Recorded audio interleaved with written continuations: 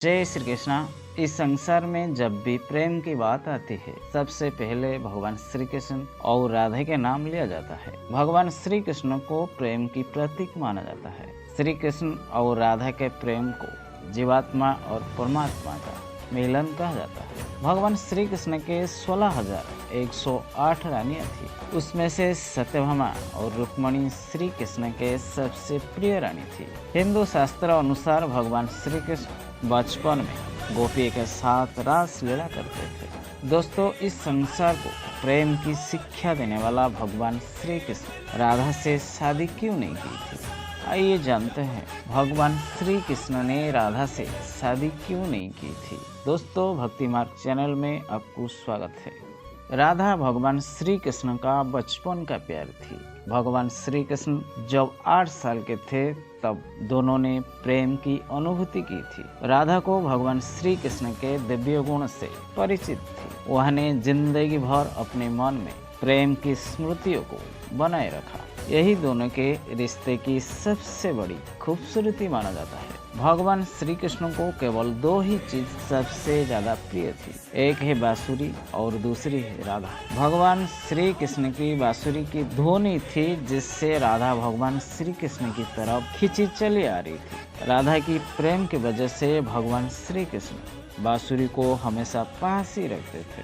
अंत में भगवान श्री कृष्ण और राधा का मिलन हो नहीं पाया था, लेकिन उन्हें हमेशा एक सूत्र में दोनों को बांधे रखा था। इस संसार में भगवान श्री कृष्ण के जितने भी मूर्ति, चित्रण या मंदिर मिलता है, उसमें से भगवान की प्रिय बांसुरी जरूर रहती है। इसलिए बांसुरी को भगवान श्री कृष्ण के राधा के प्रति प्रेम का प्रतीक माना जाता है। हिंदू शास्त्र अनुसार भगवान श्री कृष्ण और राधा के अनेक कहानी सुनने को मिलता है। उसमें से एक कहानी यह भी सुनने को मिलता है कि भगवान श्री कृष्ण से राधा पहली बार तब अलग हुई जब श्री कृष्ण के मामा कंस ने बलराम और श्री कृष्ण को आमंत्रित किया था। ये बात सुनकर वृंदावन के सभी लोग मन से दुखी हो गए थे। भगवान श्री कृष्ण मथुरा जाने से पहले राधा से मिले थे। तब राधा श्री कृष्ण के मन में चल रही हर गतिविधियों को जानती थी। श्री कृष्ण ने राधा से यह वादा करके गए थे कि वो जरूर वापस आएंगे, लेकिन भगवान श्री कृष्ण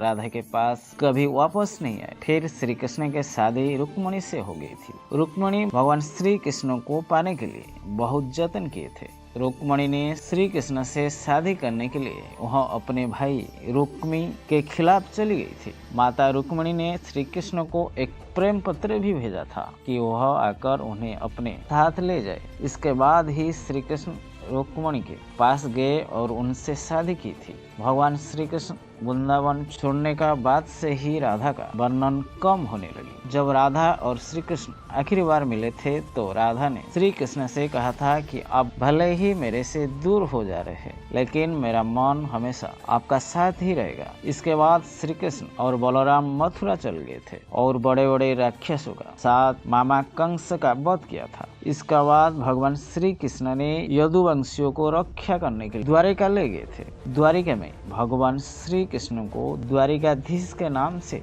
जानने लगे। जब भगवान श्री कृष्ण वृंदावन से निकल गए थे तब राधा की जिंदगी में अलग ही मोड़ ले लिया था। ब्रह्म वैवर्त पुराण के अनुसार राधा का शादी रायण यानी अयन यादव से हो गया था। राधा ने अपने दाम्पत्य जीवन की अपने कर्तव्य निभाई, लेकिन राधा का मन तब भी भगवान श्री कृष्ण के लिए समर्पित थी। राधा ने पत्नी के तौर पर अपने सारे कर्तव्य पूरे किए। दूसरी तरफ भगवान श्री कृष्ण ने अपने दिव्य कर्तव्यों का पालन किया था। राधा अपने जीवन में सारे कर्तव्य से मुक्त होने का बाद आखिरी बार श्री कृष्ण से मिलने के लिए द्वारिका पहुंच गए थे। जब राधा द्वारिका पहुंची तब वहां ने श्री कृष्ण के साथ रुक्मणी और सत्यभामा से विवाह का बारे में सुना, लेकिन उन्हें दुख नहीं हुई थी। जब भगवान श्री कृष्ण ने राधा को द्वारिका में देखा, वो बहुत प्रसन्न हो गए थे। दोनों संकेतों से भाषा में एक दूसरे से काफी देर तक बात करते रहे, लेकिन राधा का द्वारिका नगरी में कोई नहीं पहचानता था। राधा के अनुरोध पर श्री कृष्ण ने उन्हें महल में एक देवी के रूप में नियुक्त किया था। राधा दिन भर महल में रहती थी और महल में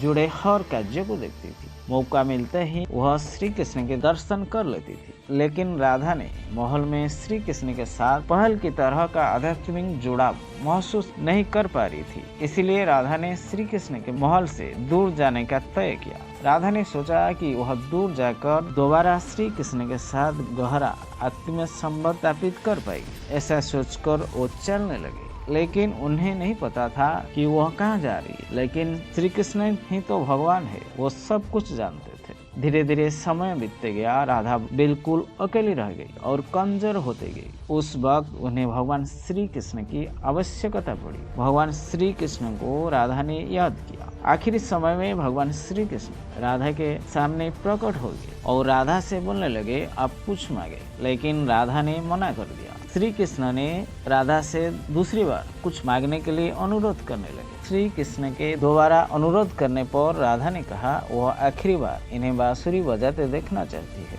भगवान श्री कृष्ण ने राधा के बात सुनकर बेहद सुरीली धुन से बांसुरी बजाने लगी। उसी दिन श्री कृष्ण ने दिन रात बांसुरी बजाई थी, जब तक राधा आध्यात्मिक रूप से विलीन न ही हो गई। राधा बांसुरी की धुन सुनते सुनते अपने शरीर का त्याग कर दिया था। भगवान श्री कृष्ण जानते थे कि उनका प्रेम अमर है, बावजूद वो राधा की मृत्यु को बर्दाश्त नहीं कर सके। श्री कृष्ण ने अपने प्रेम की प्रतीकात्मक अंत का रूप में बांसुरी तोड़कर झाड़ी में फेंक दिए थे। इसका बाद भगवान श्री कृष्ण ने जीवन भर बांसुरी नहीं बजाई थी।